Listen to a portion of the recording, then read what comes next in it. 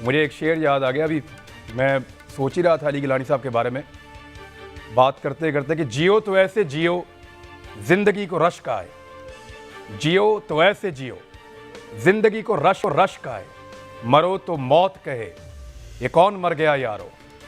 ये अली गिलानी साहब के लिए बड़ी शानदार ज़िंदगी जिए हैं, बहुत भरपूर ज़िंदगी जिए हैं। इस ज़िंदगी में उनको बार बार लालच दिया गया, बार बार मौका दिया गया कि आओ सौदेबाजी करो, बार बार कहा गया कि आओ समझौता करो, बार बार कहा गया कि आओ तुम्हें ओहदे देते हैं। शेख अब्दुल्ला को दिया, महबूबा मुफ्ती को दिया, बाकी लोगों को दिया, लेकिन ये एक आदमी चट्टान की तरह खड़ा रहा।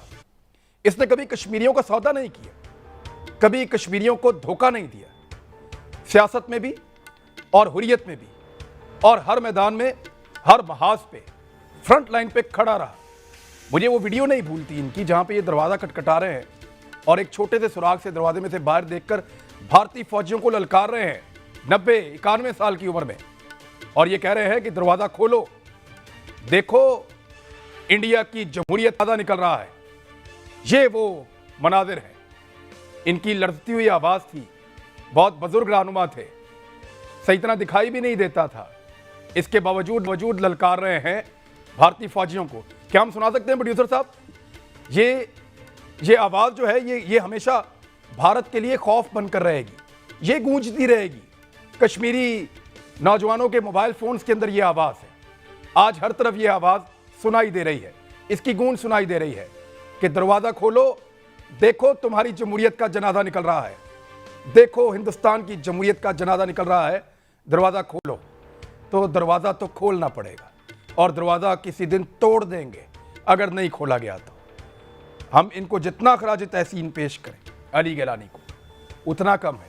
सारी ज़िंदगी लड़े हैं और क्या खूब लड़े हैं, और मैं कहूँगा कि क्योंकि वो एक जिद्दोजहद में इस दुनिया से गए, एक लड़ाई में गए, और आखिरी दम तक वो पाबंद थे, आखिरी दम तक उनको महसूर किया गया था, तो वो एक शहीद हैं जिन्होंने एक लंबी लड़ाई लड़ी है।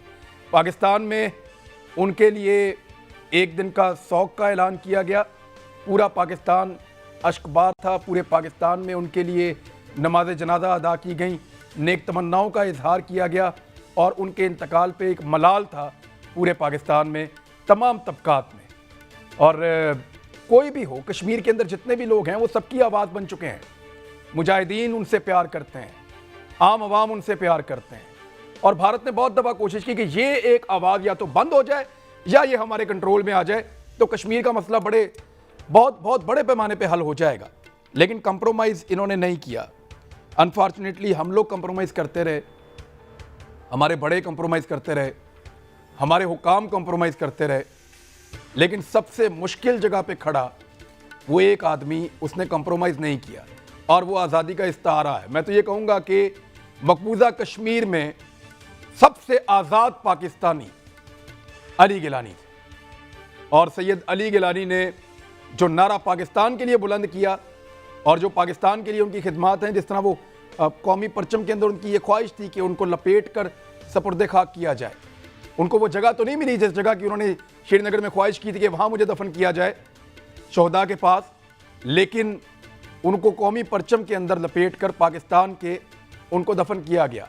उन्होंने कहा था कि हम पाकिस्तानी हैं, पाकिस्तान हमारा है, और ये नारा आज वादी में गूंज रहा है। तालिबान ने भी एक स्टेटमेंट दिया है कश्मीर को लेकर, और ये उन्होंने यूरोपियन एक टीवी को इंटरव्यू दिया, उसमें सुहेल शाहीन ने कहा कि ज़बीउल्लाह मुजाहिद ने गालबन ये स्टेटमेंट दिया है जी, मेरे ख्याल में सुहेल शाहीन ने दिया, बिल्कुल सुहेल शाहीन ने दिया। उन्होंने ये कहा कि कश्मीर के हक के लिए आवाज़ उठाना और कश्मीरी मुसलमानों के साथ जो जबर हो रहा है उसके खिलाफ आवाज़ उठाना, ये हमारा हक है, और हम ये आवाज़ उठाते रहेंगे। भारत के अंदर जो मुसलमानों के साथ हो रहा है उसके खिलाफ भी हम बात करते रहेंगे। तो तालिबान की तरफ से ये स्टेटमेंट भी आ गया, पाकिस्तान की तरफ से भी आ गया, एक मुश्तरका आवाज़ है इस पूरे खित्ते से। भारत के अलावा सब ये समझते हैं कि वहाँ जुल्म हो रहा है, और मगरिब जिसका यहाँ पे असर रसूख बहुत ज़्यादा था, अब ऐसा नहीं लगता कि आने वाले वक्त में उतना ज़्यादा रहेगा। तो कश्मीर का मसला वो अगला स्टॉप है जहाँ पे जाकर ये बस खड़ी होगी आज़ादी की। मेरे साथ जो मेहमान मौजूद हैं, अहमद रज़ा कुशीर साहब लाहौर तशरीफ़ लाए, बहुत शुक्रिया सर आपका ज्वाइन करने के लिए। और मैं आप सबको बता दूं कि कोई विश करना चाहता है मदद खुशीर साहब को तो वो कर दे। उनकी 83वीं सालगिरह है आज, 83। और माशाल्लाह हम सबसे बेहतर फिट सेहतमंद, अल्लाह ताला आपको ऐसी सलामत रखे सर। बहुत शुक्रिया आपका। हमारे साथ जनरल रिटायर अमजद शोएब साहब मौजूद हैं। आज के प्रोग्राम में किसी तारों के मुताज नहीं है। हमारे साथ शहजाद चौधरी साहब मौजूद हैं, ABM शहजाद चौधरी साहब, आप भी किसी तारों के मुताज नहीं। बहुत शुक्रिया ज्वाइन करने के लिए सर। सबसे पहले मैं अहमद खुशीर साहब आपके पास, भारत ने जो हटदर्मी दिखाई कि ज़बरदस्ती उनकी तदफीन नहीं होने दी, उनकी मैयत को छीन रहे थे, उनके घर वालों से झगड़ रहे थे और घर से चंद मीटर दूरी के ऊपर एक कब्रिस्तान है, वहाँ पे उनको मजबूर किया कि यहाँ पे आप दफन करें। तो सैयद अली गिलानी साहब के साथ इस तरह का अंजाम करके भारत को क्या लगता है कि वो इस चिंगारी को दबा लेगा? मैं समझता हूँ जी कि हुर्रियत कॉन्फ्रेंस के सारे लीडर्स अपनी जगह सारे बड़े अहम हैं और उनकी कुर्बानियाँ भी बड़ी शानदार हैं, लेकिन Ali Gilani was head and shoulder above age wise. उसी उनका जो विजन था, उनका जो प्रेजेंटेशन थी पाकिस्तान के बारे में, that was very very forceful. और फिर ख़ास तौर पर जब वो एक 90 साल के उसी बुज़ुर्ग से ऐसी एक हिम्मत वाली और अपना बातें निकलती थीं तो उसका एक पूरी वैली पर एक असर पड़ता था। सैयद गिलानी ने जो हिंदुस्तान का जो चेहरा है उस पर कालक मल दी है उसी। और आज रुहेल गांधी भी कहता है कि जिस हिंदुस्तान के लिए गांधी और नेहरू ने सारी उम्र लगा दी कि उसका इमेज एक डेमोक्रेटिक और अपना एक लिबरल इमेज बने ऐसी, वो इस शख्स जिसका नाम मोदी है उसने वो दोनों इमेज जो हैं वो उसने टार्निश कर दिए थी। अब वो जो टार्निश हुए जो इनके इमेज, क्योंकि हिंदुस्तान जो था वो सेकुलरिज्म को सेल करता था दुनिया में, और आज बात खुल के सामने आ गई कि हिंदुस्तान जो अपने आप को क्लेम करता है as the largest democracy in the world, yes numerically they are largest, but the question is Hindustan a real democracy? No. Answer is it is not a real democracy, it's a Brahman democracy, जहाँ ब्राह्मण के और rights हैं, खचत्री के और हैं, शूद्र के और हैं, और दलित बेचारे के तो हैं ही नहीं। और जो मजहबी मिनॉरिटीज़ हैं वो चाहे क्रिश्चियंस हों, उनका गवाह में कैसे इन्होंने मर्डर किए, कैसे उनको क्रिश्चियंस को जलाया, उनके चर्चेस को जलाया। मुसलमानों के साथ तो वो अपना होली और अपने हर त्यौहार पर अपना ईद बकरीद के ऊपर मुसलमानों के लहू से वो होली खेलते हैं। और सिखों के उन्होंने गोल्डन टेम्पल का तकद्दस पामाल किया, वहाँ जाके उन्होंने किलिंग की।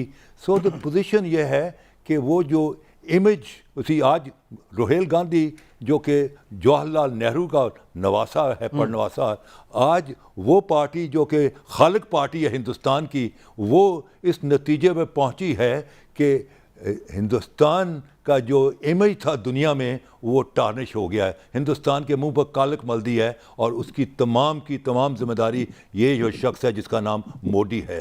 तो चीज़ ये है इस इमेज को बिल्ट अप करने में, इसको बर्बाद करने में जो तमाम जो है उनके लीडर्स, कश्मीर लीडर्स का रोल है। लेकिन कमाल का शख्स था वसीर, मैं तो उसका बहुत बहुत बहुत बहुत बड़ा उसी एक्सेप्शनली बोल्ड, उसी एक्सेप्शनली बोल्ड, तो मैं तो उसका बहुत ही इज्जत और इतराम है मेरे दिल में। अल्लाह ताला उनको गरीक़े रहमत करे और करवट करवट फूलों की सेज करे, और अल्लाह ताला उनकी जो हद नगाह तक उनकी कब्र को वसअत अता फरमाए, और अल्लाह ताला उनको रसूल पाक सल्लल्लाहु अलैहि वसल्लम के मुबारक हाथों से हौज़े कासर से उनको शराबन तहूरा पिलाए ताकि उनकी दून दुनिया की प्यास बुझ जाए, और अल्लाह ताला उनको अज़मत दे, उनके ख़ानदान वालों को हिम्मत और हौसला दे कि वो जिस बड़े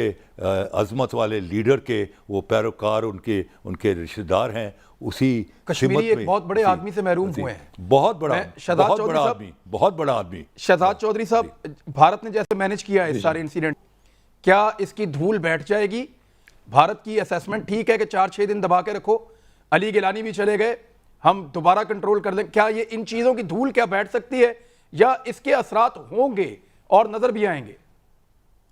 देखिए इमरान, मेरी नज़र में इंडिया बार बार ऐसी गलतियां करता है जिससे कि जो कश्मीर की जदोजहद आज़ादी है इसको जला मिलती रहती है। यानी ये ऐसा मसला था जिसको सियासी तौर पर 75 साल में इंडिया जैसी बड़ी मुल्क को और जमहूरियत को, जो क्लेम करती है कि वो जमहूरियत है, उसको रिजॉल्व कर लेना चाहिए था। पाकिस्तान के साथ मिलके करता, कश्मीरियों के साथ मिलके करता, बातचीत के जरिए करता, लेकिन वो इतना खौफजदा रहा है इस कश्मीर के मामले से क्योंकि वो गिल्टी था, वो कसूरवार था। उसके उसके दिल में एक चोर था इसके बारे में, और इस चोर से वो हमेशा डरता रहा और खौफ करता रहा।